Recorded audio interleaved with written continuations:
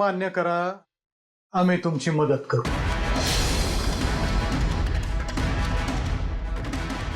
नाही, तुम्ही चेष्टा करताय ना सर. सर प्लीज असं करू नका. तुमची दुसरी कुठली अट असेल ना तर ती मी लगेच मान्य करते, पण प्लीज अशी चेष्टा नका करू. नाही नाही, ही चेष्टा नाही. पण मग भाऊ सुखरूप हवाय ना तुम्हाला? हो. आमची अट मान्य करा, लगीन कर माझ्या लेकाशी. सर या सगळ्याचा काय संबंध आहे? मला खरंच काही कळत नाही आता. कळत, योग्य वेळ आली की कळल तुम्हाला. आमची अट मान्य कर, लागली सुजी अडी तुझ्या भावाची गाठ घालून देतो की. लागलीच म्हणजे सर तुम्हाला माहितीये संकेत कुठे? सर मला खरंच काही कळत नाहीये हो. या गावात आल्यापासून ना सगळ्या विचित्रच गोष्टी घडतात. त्यामुळे कोणावर विश्वास ठेवायचा आणि कोणावर नाही खरंच कळत नाहीये. असं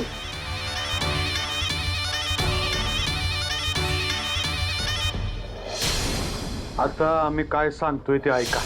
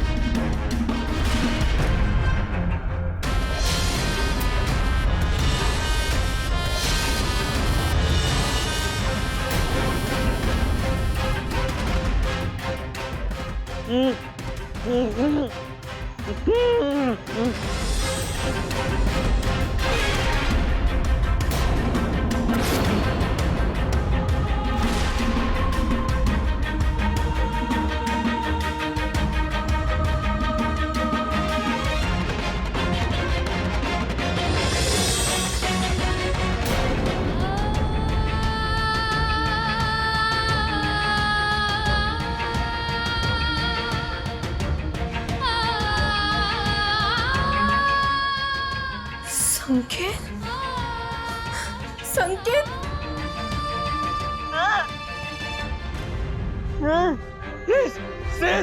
संकेत, संकेत कसा आहेस? बरा आहेस ना रे? सिस भी बरा आहे. सिस ऐक, तू दरीतनं पडली होतीस ना, तेव्हा मला खात्री होती तुला काही झालं नाही, तू सुखरूप असणार आहेस.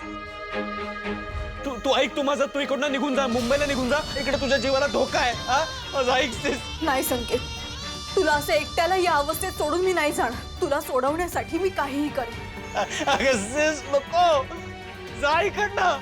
सिस ऐक माझं. सिस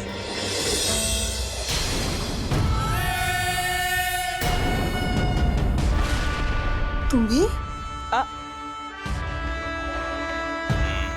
फोन आमच्या काका साहेबांना द्या.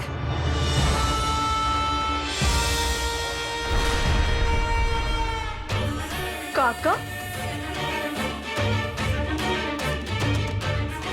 माधवराजे पाटील उर्फ दादा साहेब, म्हणजे आमचे काका. द्या फोन द्या त्यांना.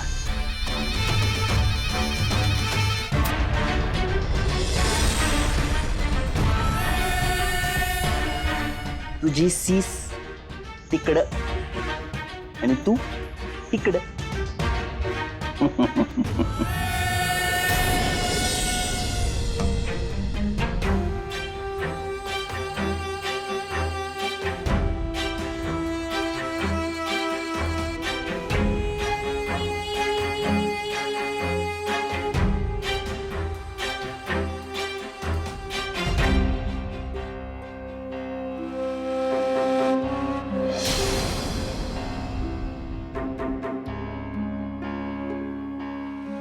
काय झालं?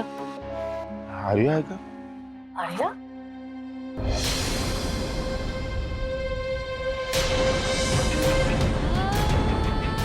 आर्या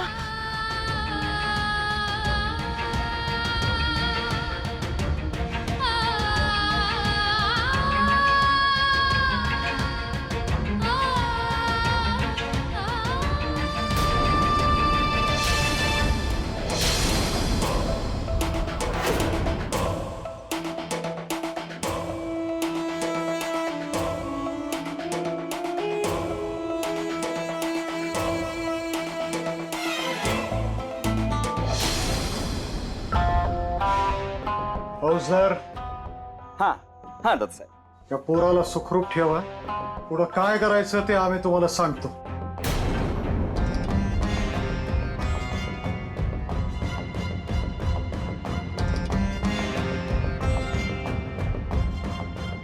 लय हुशार आहेस तू.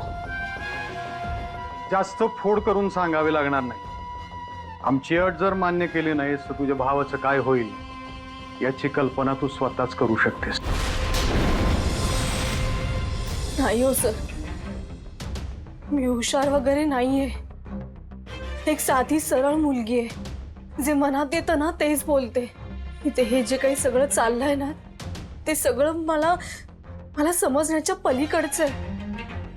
ही अशी लपवाछपवी, मारामारी, दगाबाजी आई बाबांनी नाही शिकवली आम्हाला. मी किती आदर करत होते तुमचा, पण तुम्हीच माझ्या भावाला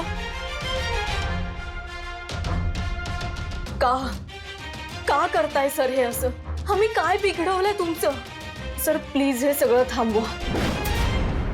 मी शपथ घेते, वचन देते तुम्हाला, हे जे काही घडलंय ना त्याचं एक अवाक्षरही काढणार नाही आम्ही. आम्हाला एकच शब्दात उत्तर हवंय तुमचं, वय किंवा नाही. ते बाकी बरताड ऐकण्यात आम्हाला रस नाहीये. आम्ही आत्ता घरी जातोय लेकाशी बोलायला. तोपर्यंतचा येळ तुमच्याकडे हाय, तोपर्यंत निर्णय घ्या. आणि तुम्ही लय हुशार आहात तेव्हा शहाणपणानं निर्णय घ्या. तुमचं काउंटडाऊन सुरू झालंय आता. अट मान्य केलीस तरच तुझा भाऊ वाचल, नाहीतर आमची पॉवर काय हाय हे तुला कळलं असेलच. घरच्यांना कळवण्याची घाई करू नको. कन्यादान करण्यासाठी आमच्याकडे लई माणसं आहेत. इथनं पळून जाण्याचा प्रयत्न केला असता तो यशस्वी होणार नाही. काउंटडाऊन सुरू झालाय, लवकर निर्णय घे.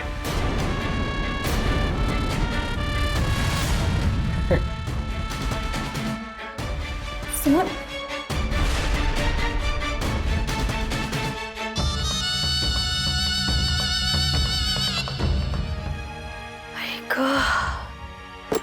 की वणवण करतोय पण काहीच पत्ता लागत नाहीये. अविनाश, मला ना आता थरथरल्यासारखं होतंय. मला ना काही नाही, फक्त मुलांची काळजी वाटते. ती चोखतीन म्हणाली ते बरोबर ठरते. आर्याला 21 वर्ष पूर्ण झाली की तुमचा भूतकाळ तिच्या समोर येऊन उभा राहील. पण पुढं काय होणार हे नाही सांगितलं तिने. इतकी वर्ष काळूबाई, तिचं देऊळ, मावळखेड गाव, या सगळ्यापासून आपण दूर होतो. या गोष्टी आपण टाळत होतो. नियतीने आपल्याला बरोबर तिथंच आणून उभं केला. बाकी कशाची नाही, एकाच गोष्टीची भीती वाटते मला. आपली पोरं त्या माधवच्या समोर येता कामा नये. अविनाश, शुभ बोल ना. तसं काही होणार नाही.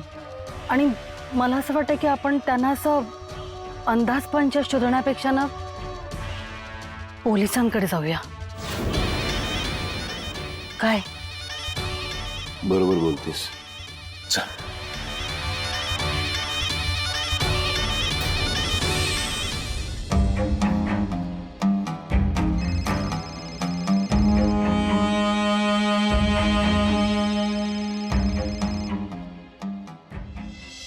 हाँ सही बोल. हेलो, क्या बात है, अगदी फ्रेश मॉर्निंग. हा येस. काल कसला पॅनिक झाला होतास तू. लिटरली मी घाबरले होते. आता बरं आहेस ना तू? अमोघ, मी तुला नेहमी कॉन्फिडेंट पाहिलंय. इतकं डिस्टर्ब कधीच पाहिलं नाही. नक्की सांगशील काय झालं होतं ते? एकदम ओके. आणि स्पेसिफिक असं काही नाहीये. तू ये तर आधी. तू म्हणतोय म्हणून ठीक आहे, पण माझा विश्वास नाही ना बसणार आता. तुला बघितल्याशिवाय मला चैन पडायचं नाही. आणि हो, ऑफिस मध्ये लीव साठी अप्लाय केलाय बरं का मी. संध्याकाळपर्यंत कळेल. इनफॅक्ट सँक्शन होईल. And I will be there. Yes. आणि ऐक ना, सुट्टी नाही मिळाली ना तर अनपेड लीव घे. पण please, I really miss you. Amogh, I miss you too. Amogh, तू बाहेर आहेस का?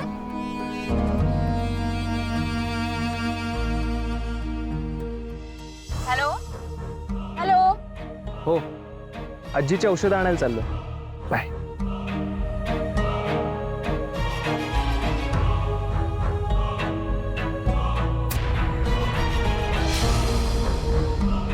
सई आली की आर्याची सगळी स्टोरी प्रत्यक्षच सांगेन तिला. भाऊ सुखरूप हवाय ना तुम्हाला? आमची अट मान्य करा. लगीन कर माझ्या लेकाशी. तुमचा काउंटडाऊन सुरू झालाय आता. अट मान्य केलीस तरच तुझा भाऊ वाचल. नाहीतर आमची पावर काय हाय हे तुला कळलं असेलच.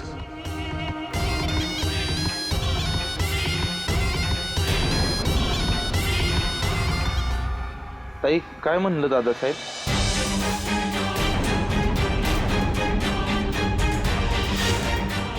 काय म्हणणार? सगळ्यांनी मिळून ट्रॅप केलंय. चांगुलपणाचे मुखवटे आहेत सगळे. प्रमुख पाहुणे म्हणून आले होते आमच्या कॉलेजला. किती आदर होता मला त्यांच्याबद्दल. पण नाही, सगळं सगळं खोटं आहे. त्यांचा तो पुतण्या इन्स्पेक्टर आहे. इन्स्पेक्टर कसला खुनी आहे तो, खुनी. त्यानं खून केलाय. ते माझ्या भावानं बघितलंय म्हणून माझ्या भावाच्या जीवावर उठलाय. संकेत जिवंत राहायला हवा असेल तर अट घातली. काय तर म्हणे माझ्या मुलाशी लग्न करायचं.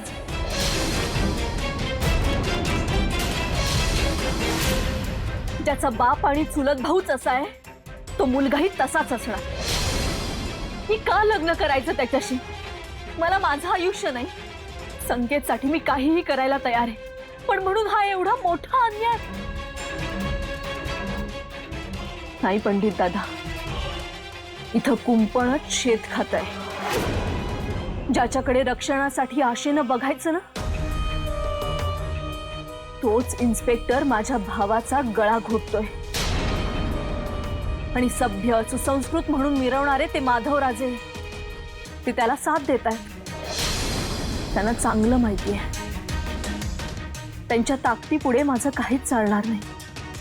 संकेतसाठी मी काहीही करायला तयार आहे. म्हणून मुकाट्यानं मी त्यांच्या मुलाशी लग्न करायला तयार होईल. तेव्हा काय चाललंय हे सगळं? आता फक्त माझा संकेत सुखरूप सुटू दे, मग मला माझ्या जीवाची पर्वा नाही. पण म्हणून मी त्या अनोळखी मुलाच्या गळ्यात माळ घालायची?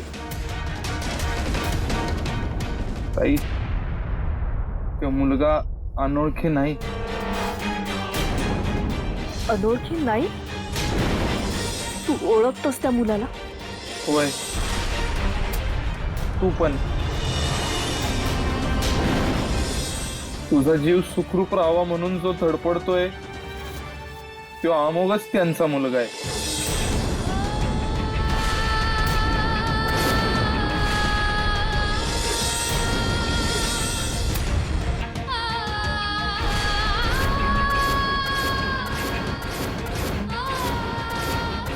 तुझी आणि तुझ्या भावाची भेट घालून देणं माझं काम, माझा शब्द आहे तुला.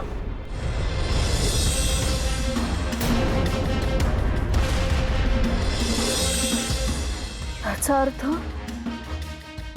अमोघही त्यांच्यामध्ये सामील आहे. अमोघच्या भावाने माझ्या संकेतला डांबून ठेवलंय. हो हो, अमोघला माहिती आहे संकेत कुठे आहे. संकेत कोणाच्या ताब्यात आहे अमोघला माहिती आहे. तो फक्त मला हूल देत होता. विश्वासघात केलाय त्याने माझा.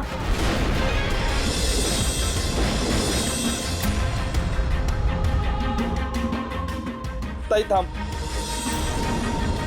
कुठे निघालीस तू? कुठेही जायचं नाही सत्ता. अमोघला जाब विचारायला.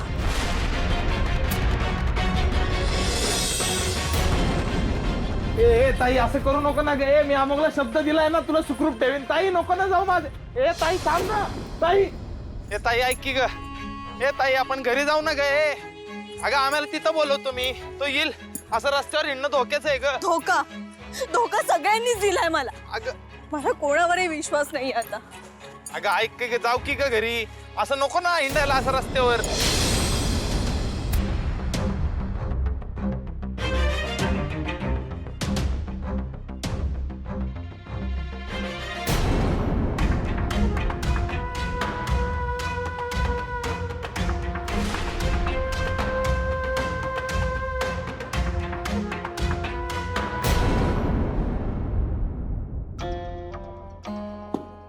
बसा.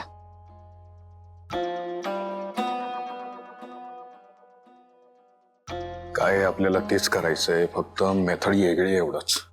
समजलं का? कारण गुरुजींनी तसं सांगितलंय. म्हणजे हे फायनल. त्या पोरीला मी दम देऊन आलोय, अट बी घातलेली आहे. तू फक्त इथं कोणाशी बोलू नकोस. अजिबात कुणाशी म्हणजे कुणाशी बी बोलायचं नाही.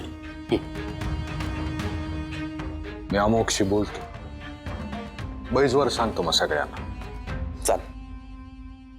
दादासाहेब, आपण काय तुमच्या शब्दाबाहेर आहे का? आपलं जे काय आहे ते तुमचंच.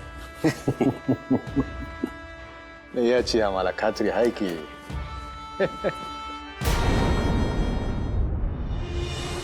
ताई मला उगीच जबरदस्ती करायला लावू नको. तुला घरात सुखरूप ठेवीन असं वचन दिलंय मी आम्हाला.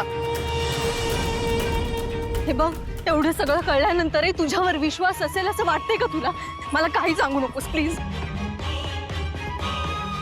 ताई थांब.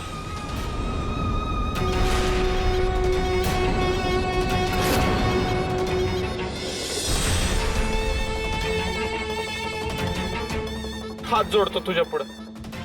मी हनुमानाचं बघतोय. आयुष्यात कधीच कोणाचा विश्वासघात केला आमचा आम्ही बी त्यातला नाही ग. बाकीच्यांबद्दल काही बोलणार नाही मी, पण आमचा आम्ही आहे ना बांगेतली तुळस आहे असं समज. ताई माझा जीव गेला तरी मी तुला काही होऊ देणार नाही. तुला सुखरूप ठेवीन ताई.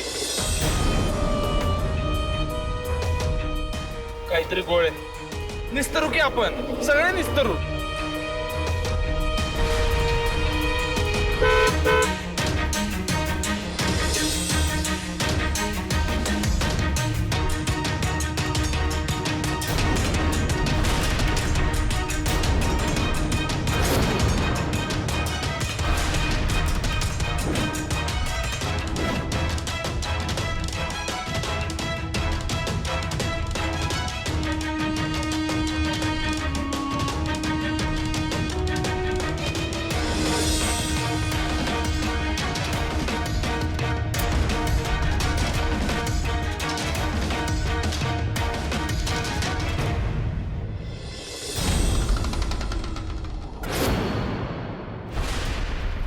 उठला क्या सुराग भेदू माया सगळ्या जलसाची, खऱ्या केसाची काजळ बुक्क्याची जुटी. तुझे दिवस भरले विराट. मला जाळून विजयी झालास अशा भ्रमात होतास तू. पण माझा वंश वाढला आहे तुझा विनाश करण्यासाठी, हे विसरलास. तुझ्या गळ्याभोवतीचा फास आवळत चाललाय विराट. तुझ्या कुकर्मांची फळं भोगायची वेळ आली आहे.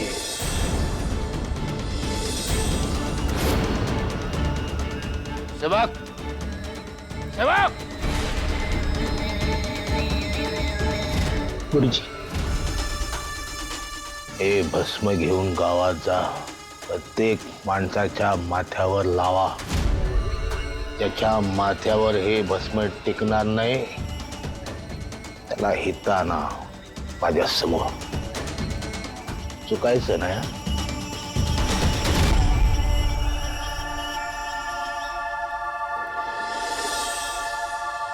सावली सावली लाख्या सुराची सावली.